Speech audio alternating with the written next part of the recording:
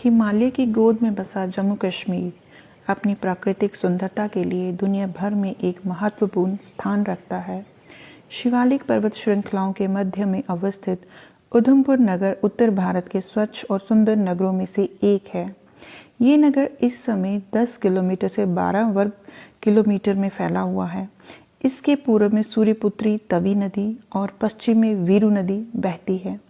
और अगर नगर के आसपास की बात करें तो गंगेड़ा पहाड़ियों का एक अलग सा ही नज़ारा देखने को मिलता है और जम्मू से इसकी दूरी 65 किलोमीटर है। उधमपुर का प्राचीन नाम पद्म पुराण के अनुसार बुड्ढापुर था और उधमपुर का बाड़िया मोहल्ला बुड्ढापुर का ही अपभ्रंश रूप है। कहा जाता है कि जम्मू के राजा गुलाब सिंह जी के द्वारा अपने बड़े बेटे की मृत्यु उपरांत इस नगर का नाम उधमपुर रखा गया और आज तक इसे इसी नाम से पुकारा और लिखा जाता है। सन 1840 में गुलाब सिंह जी के आदेश पर देविका नदी के तट के ऊपर फैले लंबे चौड़े मैदान को साफ किया गया।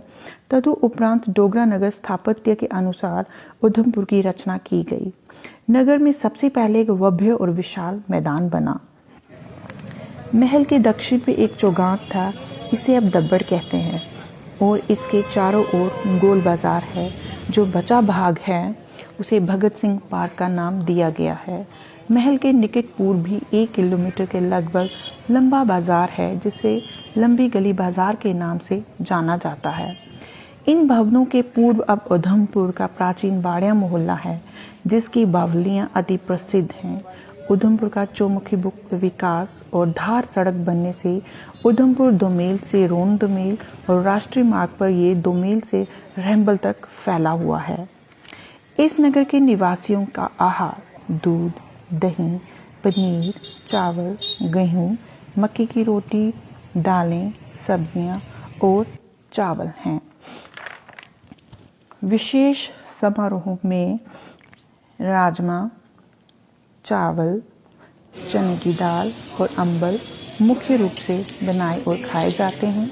यहाँ की कलाड़ी पूरे जम्मू संभाग में प्रसिद्ध है। स्थानीय पर्यटन स्थलों में दब्बड़ पार्क और जखैनी पार्क हैं।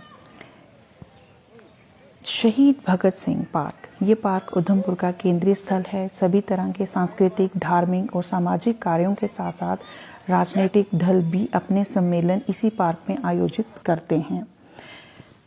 जखैनी पार्क जम्मू कश्मीर के राष्ट्रीय राजमार्ग पर उधमपुर शहर से 3 किलोमीटर की दूरी पर है, जो स्थानीय लोगों और पर्यटकों के लिए आकर्षण का मुख्य केंद्र है।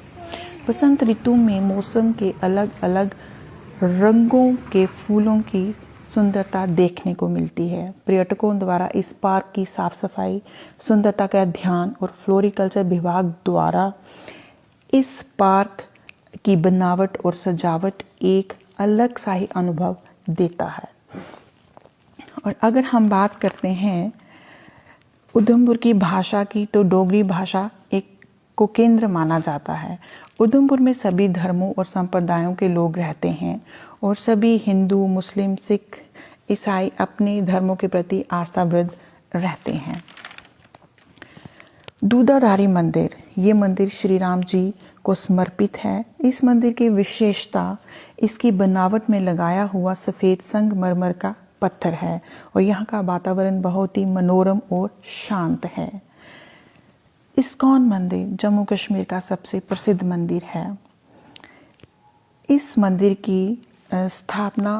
मंदिर का उद्घाटन 2005 में पूर्णिमा के दिन हुआ। ये मंदिर हमें भारतीय संस्कृति की जानकारी देता है। ये मंदिर अपनी बनावट और कलात्मकता के लिए अति प्रसिद्ध है और यहाँ जन्माष्टमी के त्योहार पर एक अलग सा ही नज़ारा देखने को मिलता है।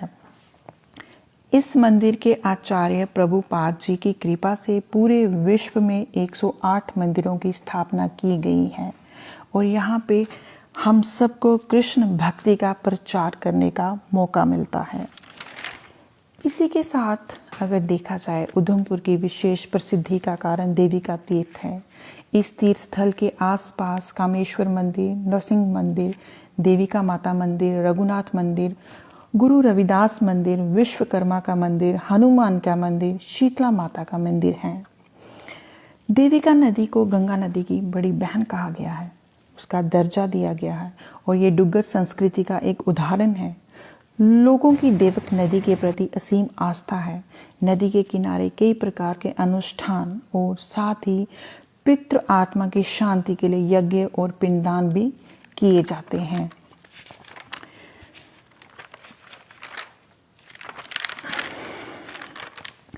यहाँ पर मान्यता है कि मृत्यु उपरांत अंतिम संस्कार के बाद शव की राख को देविका जल में विसर्जित किया जाता है, जबकि पूरे भारतवर्ष में राख विसर्जन गंगा नदी में किया जाता है। इस मान्यता के आधार पर देविका नदी की धार्मिक दृष्टि से एक अलग ही पहचान है।